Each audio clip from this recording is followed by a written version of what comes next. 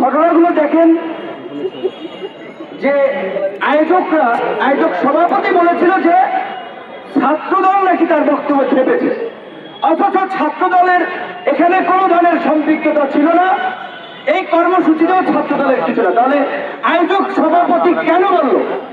তাহলে তারা যে হামলা করবে এটি তাদের পূর্ব পরিকল্পিত, এবং ছাত্রদলের উপরে ওরা দায় চাপাতে চেয়েছিল। ফারুক হাসান শুরুর দিকে যাচাই বাছাই না করতে পেরে হয়তো ভেবেছিল যে ওরা যেহেতু আয়োজক, ওরা বলেছে এটা বোধ হয় সত্য, কিন্তু পরবর্তীতে দেখা গেল ছাত্রদলের কোনো সম্পৃক্ততা নেই।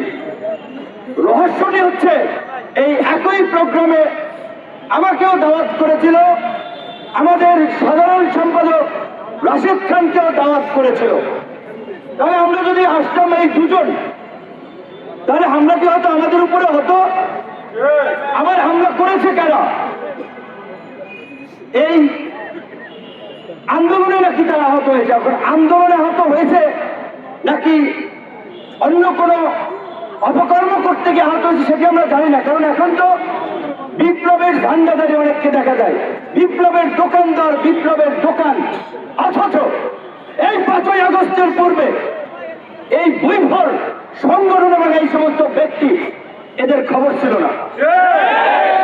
তো এটা আমাদের জন্য অশনি সংকেত যে বিপ্লবের ব্যানার নিয়ে নব্য বিপ্লবী দোকানদার দাঁড়িয়ে যাচ্ছে আর নতুন নতুন দোকান খুলছে। সাংবাদিক ভাইদেরকে বলতে চাই, সোশ্যাল মিডিয়ার অপারেটর, এখানে যারা ইউটিউব, ফেসবুক চ্যানেল অপারেটর, তাদেরকেও বলতে চাই, এইভাবে যদি আপনারাও বৈভর মানে বলতে গেলে কথাবার্তি অসংলগ্ন, স্বাভাবিক সুস্থতা আছে কিনা জানা নাই, এদের দেখে অনেকেই বোম ধরে আসিফ নজরুল ইউনুস স্যারের একটা ছবি লাগাইয়া, একটা থাম্বনেল লাগাইয়া একটা গরম হেডলাইন দিয়েছে, ইউনুসকে টেনের মাঠে হুমকি দিলেন অমুক। একই করলেন আসিফ নজরুল, বললেন ছাত্র নেতা, যুব নেতা, অমুক তমুক। এই ধরনের এই যে চটকদার হেডলাইন করা, এটা তো একটা কমন সেন্সের বিষয় যে এইগুলো এইভাবে প্রচার করা উচিত না।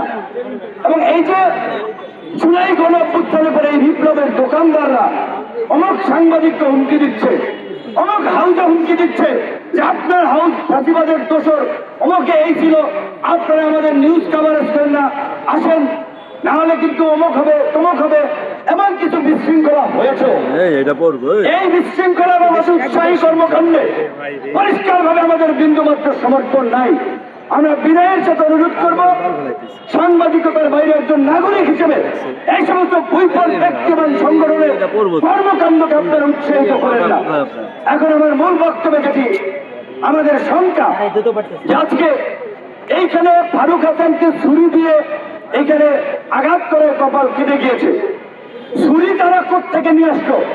তাহলে তাদের হাতে ছুরি আগে থেকে ছিল। এখানে আমি কিংবা রাশেদ খান যদি থাকতাম, আমাদেরও তো পেটের মধ্যে একটা ছুরি চালিয়ে দিতে পারত। তো সরকারের সাথে